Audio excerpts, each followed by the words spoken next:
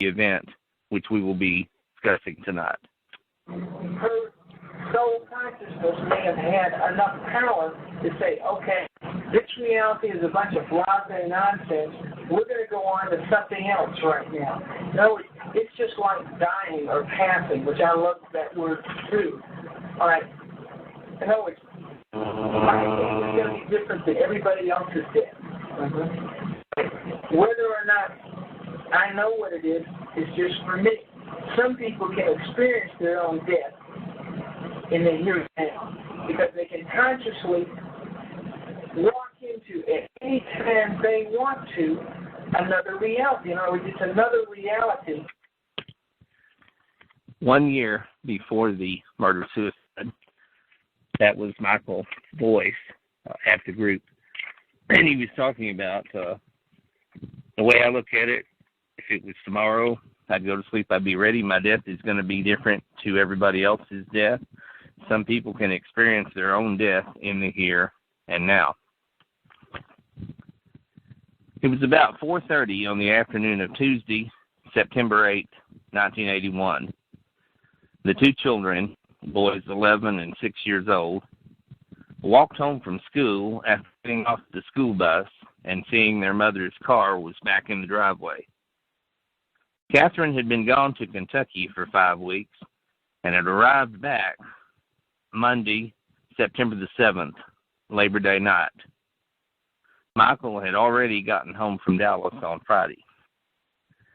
When the children came in and discovered the horrifying scene, they immediately called their grandmother, Catherine's mother.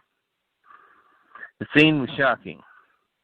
Catherine was on the bed, 2 .22 caliber rifle shots to her head. Seated next to the bed, leaning against the dresser, was the body of Michael, who had apparently committed suicide by shooting himself in the head after killing Catherine. In the kitchen, a strange occult symbol was done on the tabletop. Michael had drawn a pyramid with an eye hovering over it, with a man and woman holding hands walking down a pathway toward a dark door in the front of the pyramid. Below the pyramid were written these words: life, death, and dying. A number of occult and mystical books from Michael's mass library of esoteric literature was nearby. That's the scene. And we have a caller, I see, from Illinois. Good evening. Hi, Rich. I just wanted to ask, when and how did Michael and Catherine meet? They met in Dallas in the Metroplex whenever they were working together at Level or Blinds. And they developed a relationship at that time in the late 70s and began living together. One apartment after another. They were in more than one place. And then they ended up coming to the, moving out into the country where the incident, the murder-suicide occurred. They had moved out there by early 1980, and the event itself happened in September of 81. I see. Were they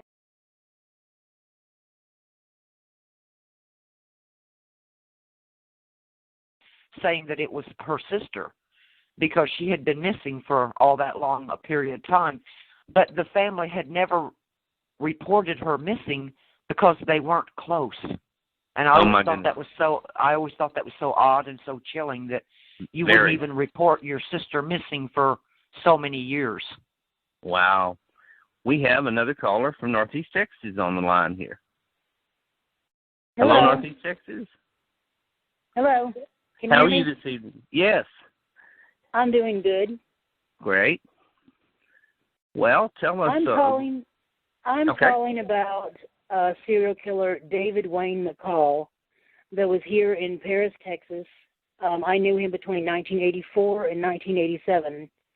Uh-huh. And at the time, I was only 16 years old, and one of the guys that we both hung around told me that he had raped a woman in Indiana. Now, all of this can be Googled now. But at that time, the only thing he had done that anybody knew about was rape. Quite a few years later, I would find out that they got him on 6 hits. He'd killed 6 women, possibly more, because he had a job where he traveled. But it was 6 hits in and around Dallas. Oh, wow. Yeah. I smoked pot with this guy. I slept in the same room one time with this guy. And even though I was afraid of him and didn't know why, and some people, some of the guys would rib me about that because, we were teenagers, so they did. There was no reason that anybody knew of to fear him.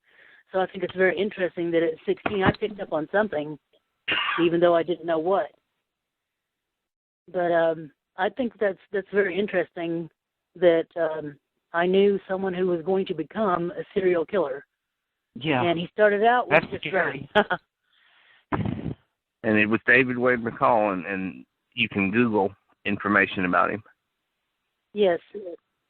It's horrifying to look back and realize that you were that close to someone like that. Yes. Well, yeah, what about Ann Rule? She actually worked with what's his face? Oh, Ted Bundy. You're correct. Ann Rule worked right next to Ted Bundy. Yeah. I think they were in like some kind of a crisis call center or something. Yeah, they were. A suicide crisis call. She later went on to write the book, The Stranger Beside Me, about Ted Bundy. Yeah, excellent book. Excellent Absolutely. book. Henry, tell us. Go ahead. Tell us a little about. Yes, go ahead. Ann Rule's one of the great crime writers. Yes, she is. She's written a number of nonfiction true crime books. Deb Gallant, you've had some experience in the criminal justice system. Tell us a little about that. Well, actually, I just studied. I wanted to go on to become a probation officer, but I just ran out of money, so I only, received my associate's degree. Mm-hmm. But during that time, it was a very intense course. We learned photography back when, you didn't have digital cameras, and how to process fingerprints. And we had to do a lot of research. And it was during that time that I became a staunch advocate against the death penalty. And there's a reason for this. Up until that time, I figured, hey, let him die.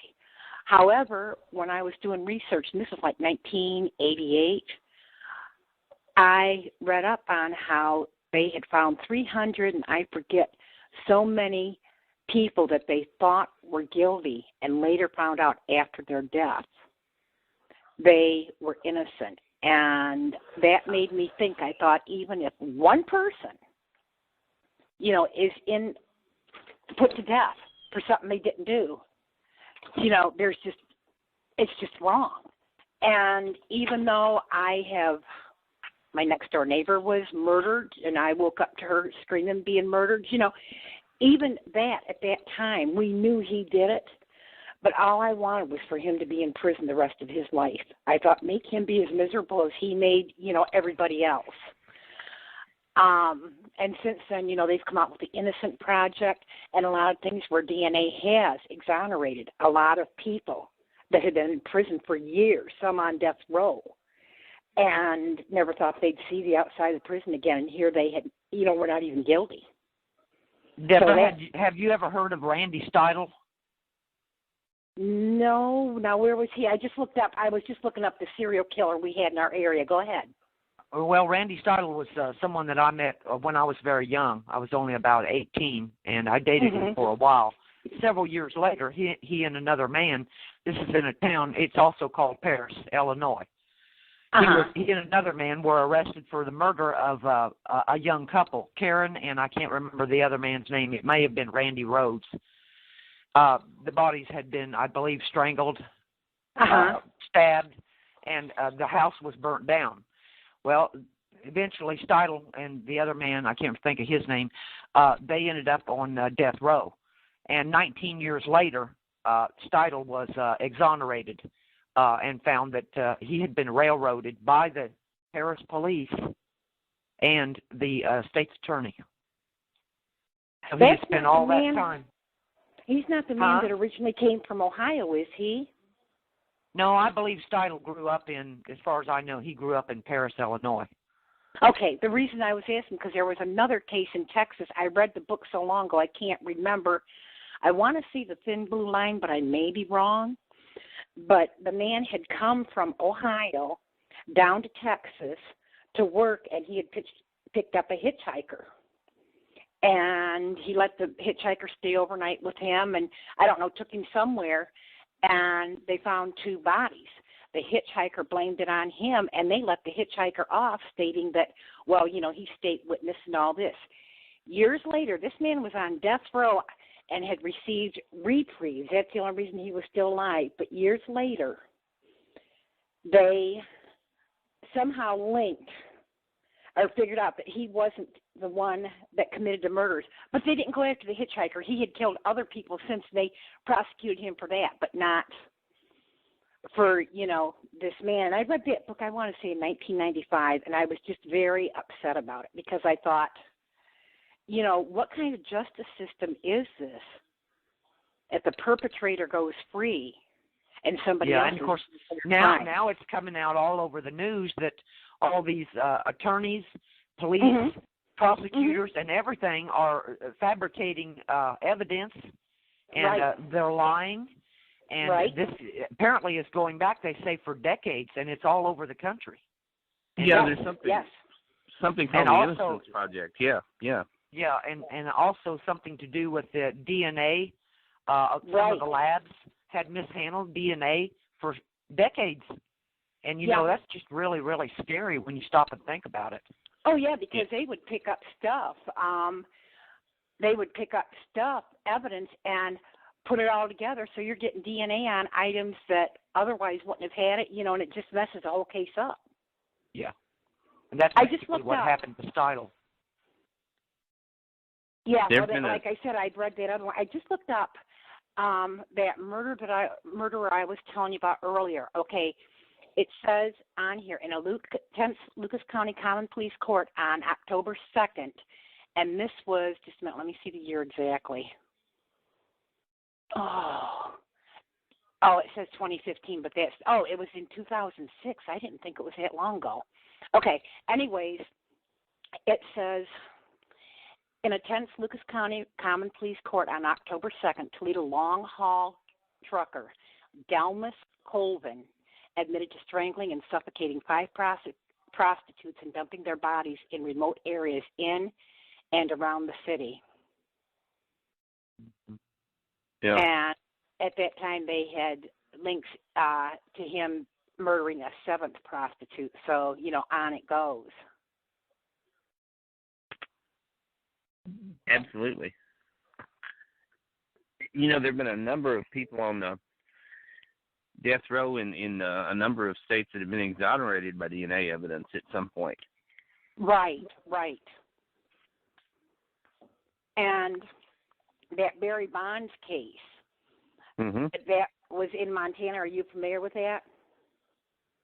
The one where these people all said that he had been in trouble when he was younger, and this girl, I think she was a valedictorian or something. Anyways, they lured her out to an area, and they admitted that they got into a fight, but then they said that Barry Bonds did it. And people have come forward to say, no, that's not what happened. You know, the women that got away with it, they were kind of girls, but the ones that got away with it would brag about how they'd murdered once and got away with it.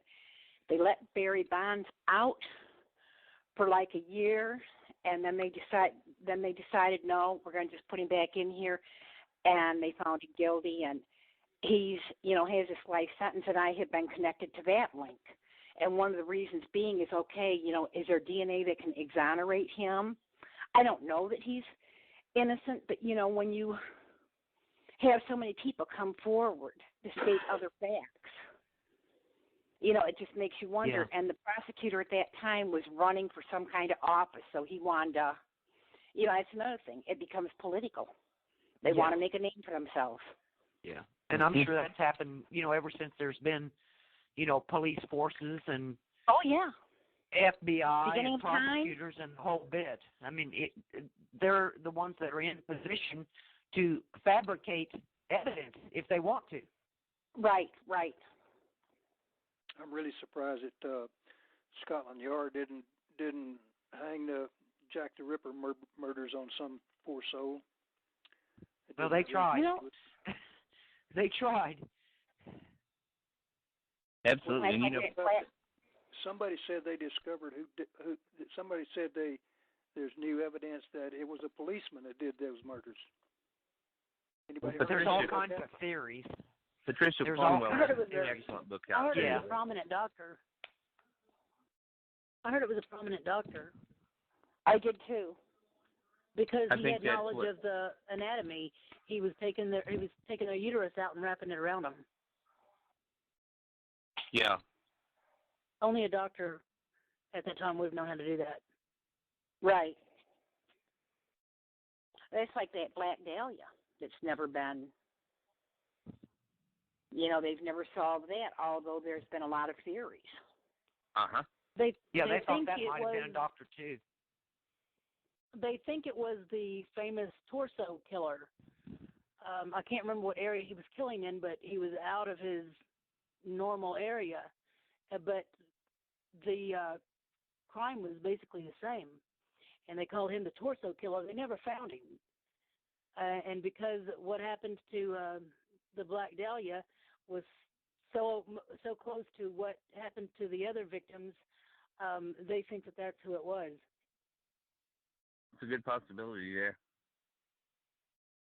Another long unsolved one, the Zodiac Killer out in California, too, who claimed a number of victims. Yeah. Yes.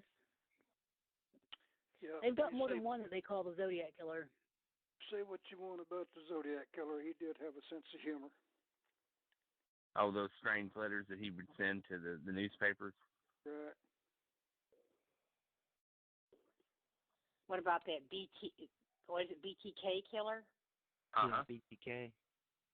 Yeah. Right. Went undetected for 20 years, didn't he, or longer? Mm-hmm. It makes you wonder, how many serial killers are actually roaming the country at any given time.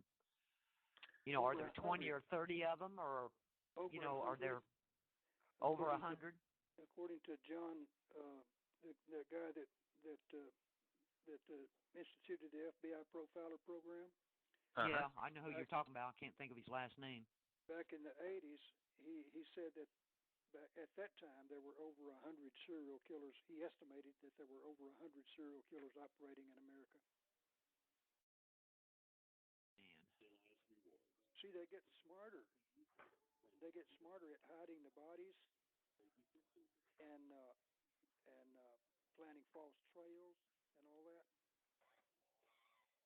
As the years pass, the police get some.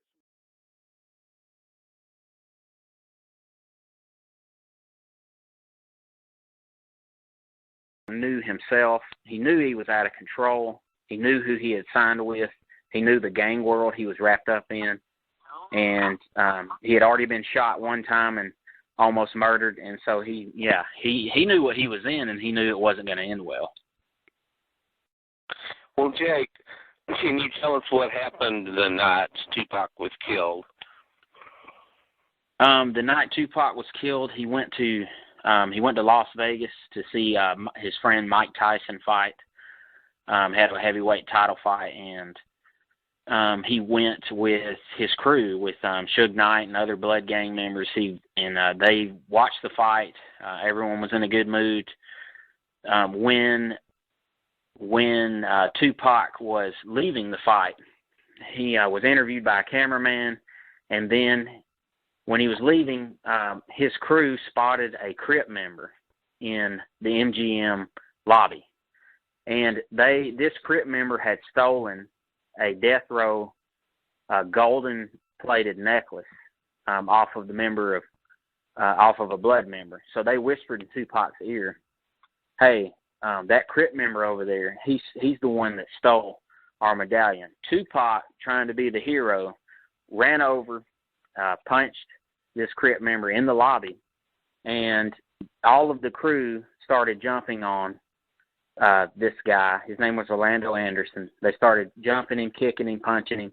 Then they get up and they leave. Tupac and all of them run out of the casino. The police question Orlando Anderson in classic street code. He doesn't cooperate, doesn't want to press charges.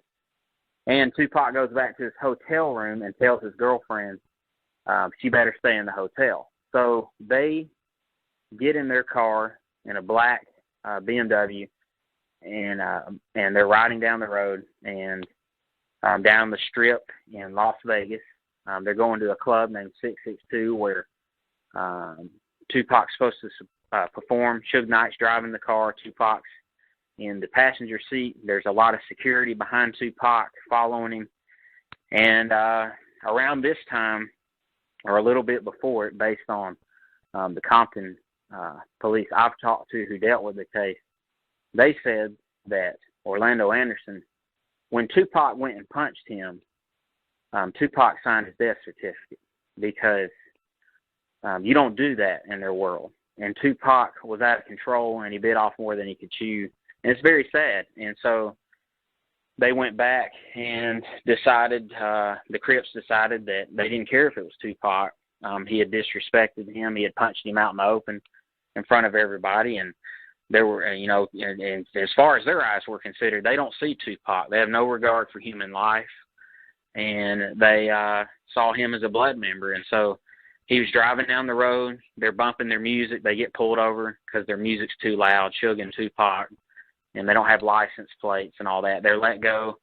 They continue down the road. They're laughing. They pull up to a stoplight, and a white Cadillac pulls up beside them, and a gunman, there's 4 men in the Cadillac, and a gunman pulls a Glock puts his arm out of the back seat and shoots, I believe, 13 rounds into Tupac's door. And I think Tupac was hit a number of times. And one of the bullets ripped through him and went into his chest. And the Cadillac drove off, and that was that. And so the night Tupac, Suge Knight is shocked. He's been hit in the head by a fragment. He's bleeding out of his head, too. Tupac is shot a bunch of times because he tried to climb in the back seat during the shooting, which exposed him to more shots. And they turn the car around in the middle of the road. They drive down. The police catch up to him. Las Vegas police are on their bicycles. And they pull Tupac out of the car. And, Tupac's laying there trying to breathe, saying he can't breathe. And the police are looking at, one police holding him, and one police is trying to get him to tell him who shot him. Tupac saying, I'm dying, I can't breathe. The last thing he ever said was he looked at a cop, and a cop said, tell me who shot you. And he looked at the cop and told the cop, F you, to the cop. Yeah.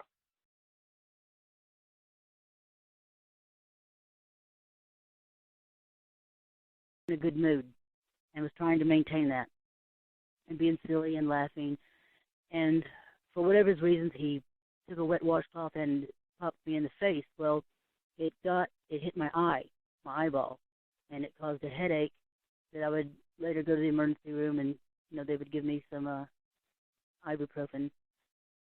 But he had also, before I left, he had threatened to he held up a knife and said that he was going to slit my throat. And I haven't seen him since, because I got up, put my clothes on, and I just started walking. And based on your experiences with him, you have no doubt that he is capable of cutting your throat. Yes. Supposedly he'd killed a man in Oklahoma. The actual details I've never been told. But I do know he spent 8 years in prison in Oklahoma.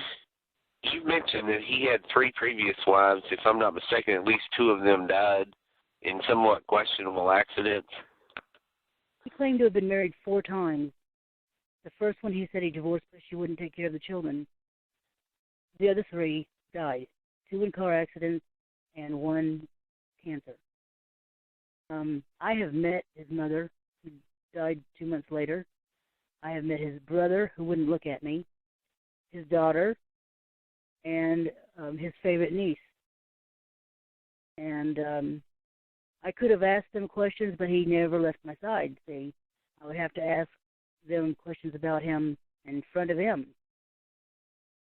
And I didn't want to see that, because I didn't feel like I would ever get an honest answer anyway.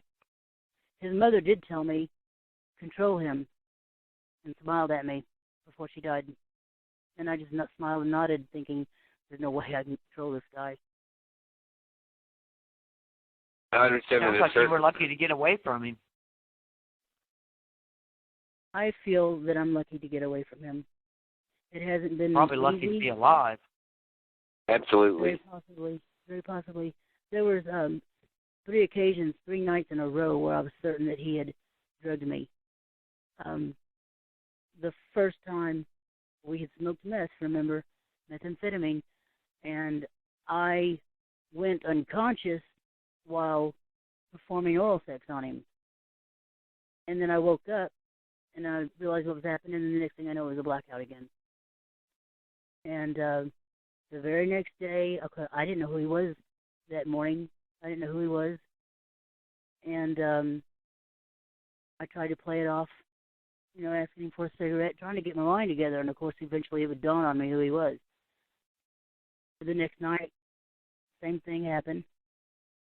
And on the 3rd night, because the last thing I would remember is, hey, you want to drink the rest of this Smirnoff? And I'm not much of a drinker, but I did like the Screwdriver Smirnoff. He never offered me his drink. He must have put something in him. And whether that was my own Ativan, ma'am? It could have been like Rohypnol, the date rape drug. Someone suggested that to me, because it's out of your system in 6 hours. But the next morning, of course, I didn't remember him again. And the 3rd night, I was drinking the Smirnoff, and I looked down, and I said, uh-oh, because I just realized he tricked me again. 3 nights in a row. That's kind of part of my disability, is that I can have blackouts, even if nobody's there to bother me. I can still sometimes not remember what happened the day before without any kind of drug or alcohol. That's just the way I am. I don't know why. But he's doing against me. Marlena, if I recall correctly, there was an incident where your dog suddenly collapsed on the floor, and you felt as if maybe he had also been drugging your dog, that beautiful Alaskan Husky. I still feel that he was drugging her. When the rapes were occurring, where was my dog? We had consensual sex, and dogs are going to get curious of what you're doing over there. Well, the rapes, my dog slept through. So I always felt he was 5 steps ahead of me no matter what. He seemed to know what I was going to do before I did it. And because of the meth, I really didn't know necessarily what was real and what wasn't, because meth can make you paranoid. Well,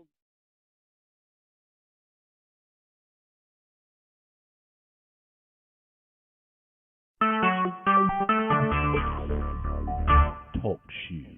Recorded live.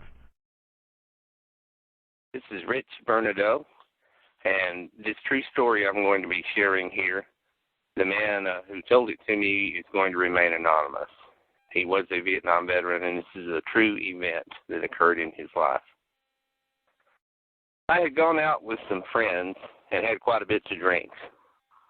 I'd been told over and over never to mix different types of alcoholic beverages, but true to my independent style, I downed a fifth of tequila in a 2-hour period, and then drank some beers and a little whiskey. We were having a role-playing game at my brother's apartment that night. But the more I had to drink, the faster everybody decided to get me to my apartment on the other side of the complex, upstairs. So my girlfriend, who was living with me at the time, and a couple of stout guys helped carry me up the stairs to my apartment. All of the liquor was taking effect by now, so my knees buckled under, and I fell flat on my face on the concrete terrace in front of my door. My buddies lifted me up while Parnita unlocked the door. Inside, I headed straight to my bed and crashed. I had a hell of a time getting to sleep, and there was something tugging at my mind, something I couldn't get a hold of. About 2 hours later, I woke up and was choking. I had puked all over myself, and now I was choking on my own vomit. I was nowhere near sober, but the phone next to my bed was ringing. I grabbed it, and that's when I first heard the news. My sister was dead. She had been killed in a bad accident, and the driver of the other car had hit and run. Sis was only 19, and I had just seen her a few days earlier. She was driving her new silver Trans Am, a brand new car she had gotten 2 months ago. She was engaged to be married. Now that was all over. The voice on the other end was an officer or some such, and he gave me brief details of the wreck. The car had been totaled, and my sister had been pulled out of the wreckage with severe injuries and massive bleeding.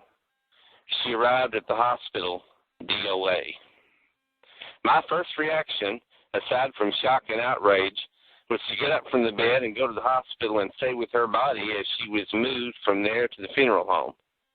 But my body just didn't respond to my mind's orders. I couldn't move. I just couldn't get up from the bed.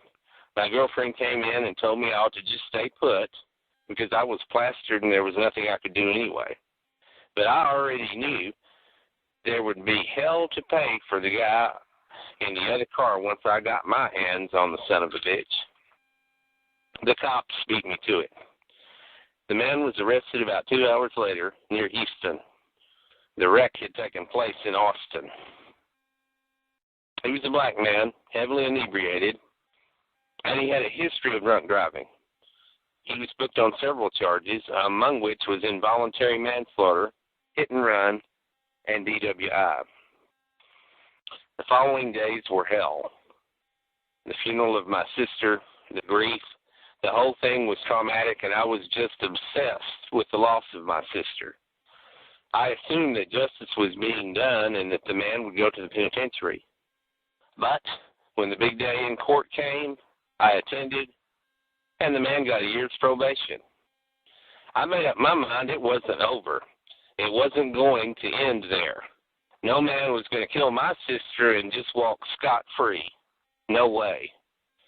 So I bought a high-powered rifle. I knew how to use the baby, too, after 3 years in Nam. And I began stalking the man. I ate, slept, and breathed the killer of my sister. I knew I was there. Everywhere he went, I was not far behind.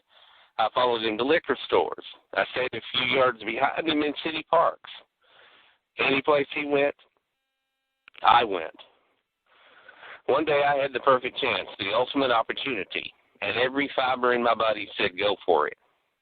I had the man in the sights of my telescopic lens, and my finger was itching to pull the trigger when I suddenly decided to let it go. I lowered the rifle, sighed, and knew that it would do no good for me to become a killer myself, that the taste of revenge was not worth the lifetime penalty I would probably pay for it. And at that point I felt a spiritual relief, a sense of satisfaction, a certain pleasure just in knowing that for a few seconds the killer's life was in my hands. I could have avenged my sister magnificently. I could have blown her killer away, yet I decided to let him go. I made the pivotal decision, the spiritually great choice. 4 years have passed. I've been through many jobs, many girls, and many apartments. I am now a computer student at a small college. From this experience, I've learned a great deal about life and death.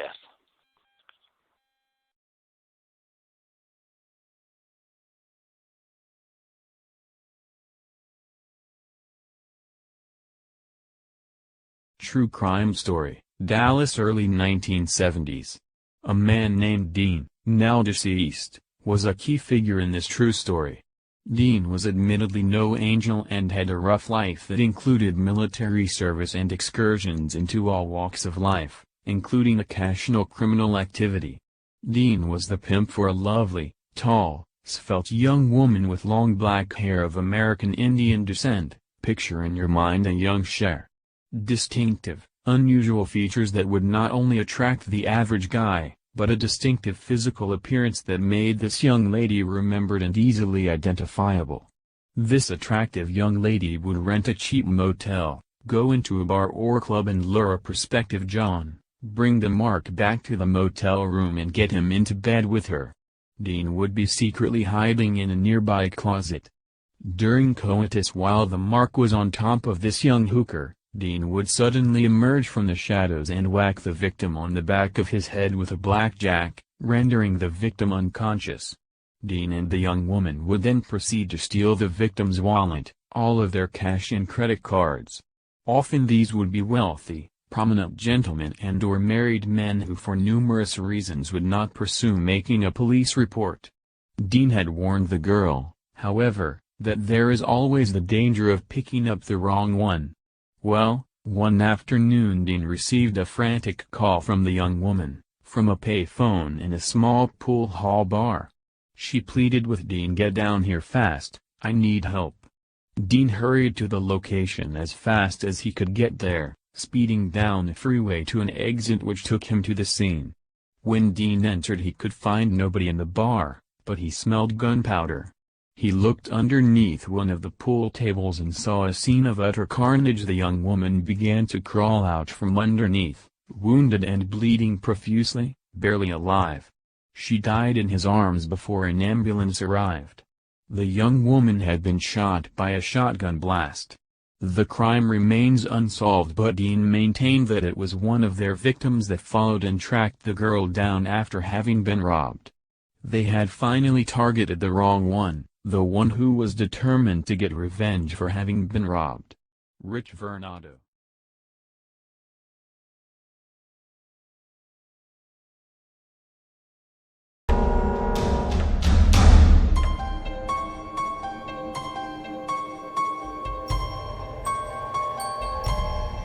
Crime Story Dallas, Texas. Stabbing and homicide. The following incident took place in the late 1980s. Probably about 1988. The events in this true crime account happened at a bar called the Mousetrap on Gilpin Avenue in far south Oak Cliff area of Dallas, near the Green Valley Raceway. The owner-bartender of the Mousetrap was a friendly, generous man who would often extend a patron who was down and out a free beer or let him run a tab. This small hole-in-the-wall bar was frequented by bikers, motorcycle gang members and other locals. Late one afternoon at about 6:30, a man named Ned was standing at the bar when a patron known by the street name of Crazy Bill slapped a $1 bill down on the counter for a beer. The friendly bartender owner was quite busy, and not paying close attention to the denomination of the bill and thinking it was a 20, he proceeded to hand Crazy Bill change back, amounting to $19. Ned, who was a friend of the bartender owner and did not want to see him ripped off, said to Crazy Bill, "Hey, that was a 1, don't do this guy like that." At this point Crazy Bill instantly reacted, pulling out a switchblade and slicing the air in front of him with it. A motorcycle gang member called JC grabbed Ned quickly and pulled him out of the way, telling him, "Run. Leave now. Go." Crazy Bill proceeded to begin slicing and stabbing the abdominal area of JC, the man who was now confronting him, slicing him open so severely that parts of his intestines were hanging out, and blood was everywhere. JC quickly got out of the bar and went to the portable stop sign there on the corner. This portable stop sign had a wheel for a base, a wheel which it was welded to. JC picked the sign up, took it quickly into the bar and whacked Crazy Bill in the head with it, crushing his skull and killing him instantly. Ambulance and police soon arrived at the scene, and transported JC to a nearby hospital, his intestines still hanging outside of his body. JC survived, and because his killing of Crazy Bill was obviously self-defense and there were plenty of witnesses in the bar to that effect, No charges were filed against him. This was a true crime incident in the late 1980s in Dallas, Texas.